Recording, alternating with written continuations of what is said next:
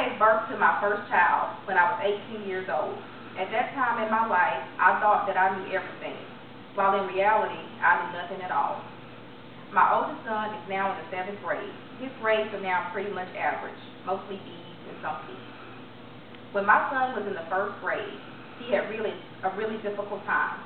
His reading was well below average. By the end of that year, he was only a couple of points away from failing the 1st grade. At that time in my life, I had never felt so helpless. I had blamed myself for not putting forth an effort earlier in his life. From that moment on, my view on education changed. Edward A. Kennedy said it best when he stated that education for all is a defining value of our country, and living up to it takes more than lip service. It takes dedication, hard work, and financial commitment. It means working in partnerships to create the best federal, state, and local policies to increase educational opportunities. It also means starting early. So today we will discuss the negative effects of not having your child in early literacy programs. Secondly, we will discuss the parent's role in their child's education. Lastly, I will explain the different programs that are in place to help educate our nation's children. I strongly believe that parents should begin to introduce their children to reading in infancy. Children should also attend quality child care facilities. Often teachers do not have the professional training that is called for. In many child care facilities, the teachers do no more than babysit. Experts agree that sitting in an adult's lap, reading a favorite book, reciting a singing a nursery rhyme, and carrying on conversation all set the groundwork for reading, but they do not provide the foundations for learning to read. According to Carolyn Bauer of the St. Louis Post, a child who comes ill-prepared to learn to read in the early grades often falls behind in the upper grades. A child who fails in early reading by 3rd grade becomes more likely to drop out of school or commit a crime. There are nearly 40 million Americans that are illiterate. And illiterate students, adults, face the hardship. With today's changing society, you need more and more education.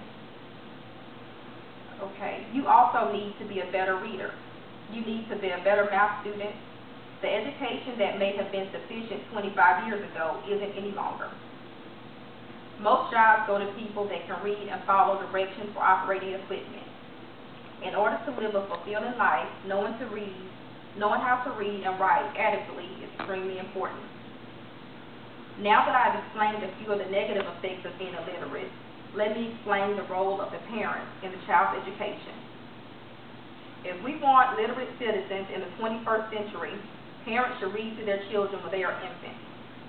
Natalie Oshup, manager of youth services for the St. Louis County Public Library, states, "I don't think adults, whether they are parents or caregivers, understand that you can alter a child's future by doing something very simple at the beginning of a child's life, and that reading to the child is important. Children that do not see their parents reading are less likely to develop the skills needed to learn. Parents should also limit the use of television. Sybil Scott of East St. Louis states, children are tape recorders. They feed off what they see us do and what they hear us say. They are examples of us. With that said, we must read. A study by the Educational Testing Service shows that 13-year-olds spend less time reading for fun than their peers in 11 other countries. We must do what we can to change this problem. Our children are our most valuable asset." Okay, now that I have discussed the long-term effects of illiteracy and the parent's role, let me tell you about the wonderful programs that are available to prevent the problems of illiteracy. To ensure that children are equipped to be future leaders, the time to educate them is now. There are many programs that are designed to teach early development skills. The Head Start program has been in place for 4 decades. 62% of American children spend their time in the child care setting, and these child care settings are often substandard. Head Start offers pre-academic skills and teaches social skills. The program ensures that nearly 1 million needy children a year are prepared and ready to begin school. There are many cities that have developed public preschools. There are 46 states that operate pre-kindergarten programs. but only 3% of eligible infants and toddlers can benefit from it because of limited funding. The Head Start program should change to accommodate all children that are in need. Joan Fitzgerald and Daphne Hunt state that a high-quality child care is essential to the social, cognitive, and emotional development of children, particularly for poor children who may not get the parenting that meets the needs at home, that may not get the parenting needs met at home. Okay, this morning I have discussed the importance of early literacy programs, but I've also explained the crucial role of the parent in their child's education. I also described the different programs that are available to assist children in the early developmental years. Early education is the key for tomorrow's leaders. While my son is an average student now, I can only imagine his potential if I had introduced him to early reading. While as parents and educators, we must invest in our children's early education.